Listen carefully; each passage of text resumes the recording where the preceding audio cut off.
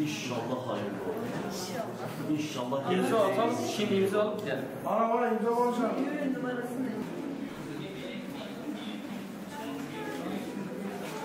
Bildiğiniz gibi 14 Mayıs'ta Türkiye'de bir seçime girdik. Bizler her defasında bunu ifade ettik. Bu seçim bizim için gerçekten tarihsel bir seçimdi. Milletvekili seçimi çeşitli hilelere rağmen sonuçlandırıldı. Yalnız ikinci tur seçimi Cumhurbaşkanlığı açısından ikinci tur seçimi tekrar 28'inde gerçekleştirilecek. Biz de Van'da yaşayan halka buradan sizin aracılığınızla tekrar sesleniyoruz. Gerçekten Van halkı 14 Mayıs'ta çok güçlü bir irade açığa çıkardı ve 6 vekille parlamentoda Van'ımızı temsil edeceğiz. Biz aynı iradenin 28 Mayıs'a hatta daha güçlü bir şekilde yansıtılacağı inancındayız. Bu yönlü gece gündüz demeden yine çalışmalarımızı sürdürüyoruz ve tüm Van halkına çağrımızdır. Tüm emekçi arkadaşlarımıza çağrımızdır, tüm kadınlara çağrımızdır, tüm gençlere çağrımızdır. Bu bizler açısından tarihsel bir sorumluluk ve o tarihsel sorumluluğun mührü yarın bizim elimizde olacak. Yarın mutlaka sandık başına gidelim ve mührümüzü değişimden, dönüşümden, adaletten, demokrasiden, haktan, hukuktan yana kullanalım. Bunu başarabiliriz. Biz de bunu başaracağımıza olan inancımızla hareket ediyoruz. Emdisat inne zaman serkeftin ya meye, serkeftin ya gelemeye, serkeftin ya gele Türkiye'ye. Bildiğiniz gibi ben ihraç edilmiş bir eğitim emekçisiyim ayrıca. Bu ülkede haksız, hukuksuz bir şekilde hiçbir gerekçe gösterilmeden dayanaksız bir şekilde binlerce arkadaşımız 2015 sonrasında mesleğinden haksız, hukuksuz bir şekilde ihraç edildi. Devlet memurlarının tarafsızlığı ilkesi var, tarafsızlığı ilkesi var ama maalesef son 21 yıllık iktidara baktığımız zaman aslında kendi memurunu yarattı. Kendi kurumlarını yarattı ve şu an tüm kurumlar üzerinden kendi partilerine bağlı kişiler açığa çıkardılar. Buradan sizin aracılığınızla tekrar sesleniyoruz.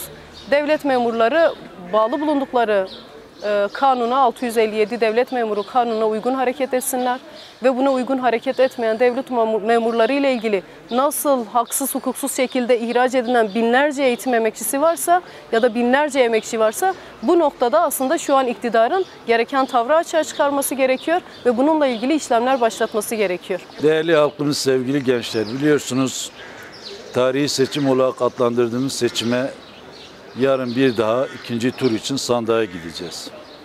Yıllardan beridir ülkeyi yöneten iktidarın bu ülkede yarattığı çoklu krizlerden dolayı her birimizin muhakkak bir nedeni vardır sandığa gitmek için. Bu nedenden dolayı kimimiz barış için, kimimiz ekonomi için, kimimiz kardeşlik için, kimimiz demokrasi için, kimimiz hukukun üstünlüğü için bu sandığa gitmek zorundayız. Biz şimdiden bütün halkımızı gerçekten bu sandıklara gidip oyunu kullanmak için çağrıda bulunuyoruz. Bir oy bir oydur, bir oy çok şey değiştirir diyoruz. Onun için bütün halkımızın katılımını bekliyoruz. Sonuç itibariyle hep söylüyoruz. Gerçekten AKP ve MHP hükümeti yani bir parti devleti oluşturduğu için ve her tarafı baskı altında tuttuğu için devletin bütün kurumlarını gerçekten kendi kurumlarıymış gibi işlettikleri için maalesef zaman zaman basından bu tür haberleri duyuyoruz. Aslında mevcut anayasaya göre de devlet memurlarının fiili siyaset içerisinde bulunmaları gerçekten yasaktır.